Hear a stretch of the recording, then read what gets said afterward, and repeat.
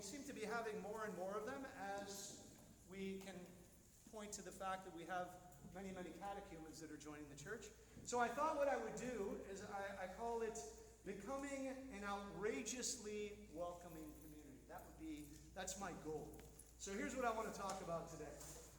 First of all, as I said a second ago, people are seeking out orthodoxy like never before. It's insane. I mean, I know people that have 30, 40, 50 catechumens that they're trying to process, and before COVID they might have had 2 or 3 maybe, right?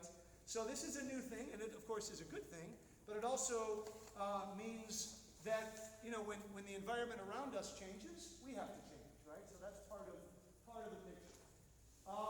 So our parish right now, actually this number is incorrect because I wrote this before I made the catechumens today. Right now I believe we have 10 catechumens and I guess 7 inquirers, because the inquirers were the ones that became the catechumens. So that's a lot. And I have to tell you, as a priest, I've been a priest almost 20 years, and I have never had this many catechumens ever. So that's good, but again, it puts sort of a new responsibility on our parish. So today what I want to do, I came up with this in my mind. Today I want to give you some thoughts. I want to do a little mind reading. I want to give you the thoughts of a visitor to our parish, thoughts that they might have upon entering our parish and being here and then partaking of liturgy, right? So I actually have 10 thoughts, but I'm going to share 3 of them today. So the first 3 are, you have the advantage, I am at a disadvantage. What do I mean by that?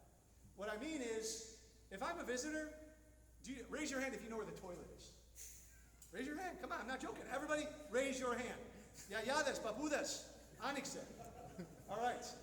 Raise your hand if you know maybe where the changing table is. If you have a baby with a dirty diaper, that's kind of hidden in there, I think. But raise your hand if you know where Sunday school classes could probably be found. All right. Now, if you're a visitor, you're not going to raise your hand, right?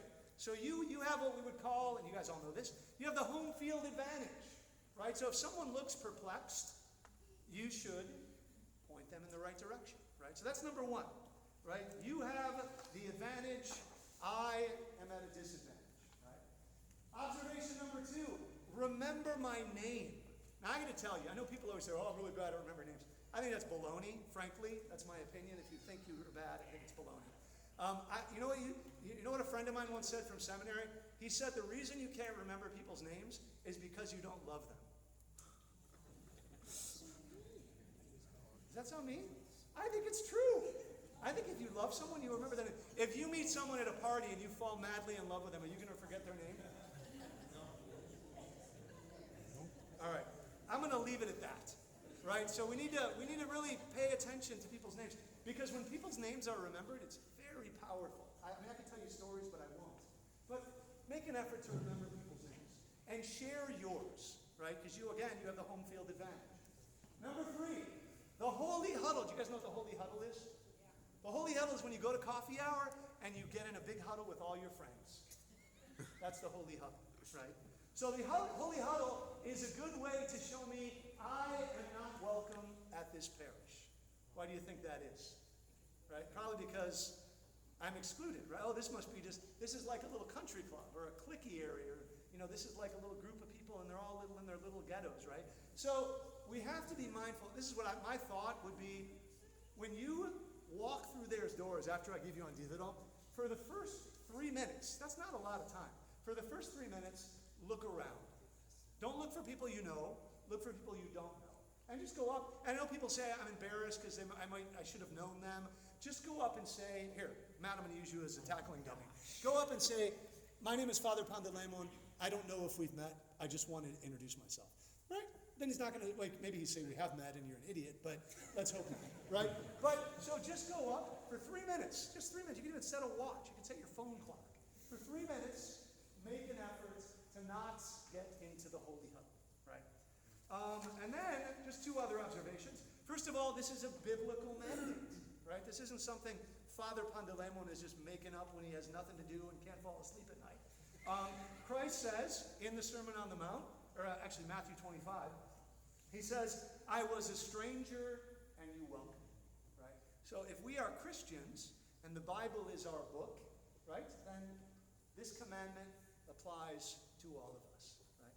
So, and last but not least, I'm going to do this for the next 3 Sundays, and you need to fill in the blanks here. Ready? I'm going to read it, and you're going to fill in the blanks. And this is for all those who are regulars at our church, right? Some of you know this. At church on Sunday, I am a host. One more time. At church on Sunday, I am a host. And I am not a guest. Let's do it one more time. At church on Sunday, I am a host. That's weak. That's so weak. There's so many of you not saying anything. At church on Sunday, I am a host. I am not a guest. Thank you. Please come forward. Parish Council.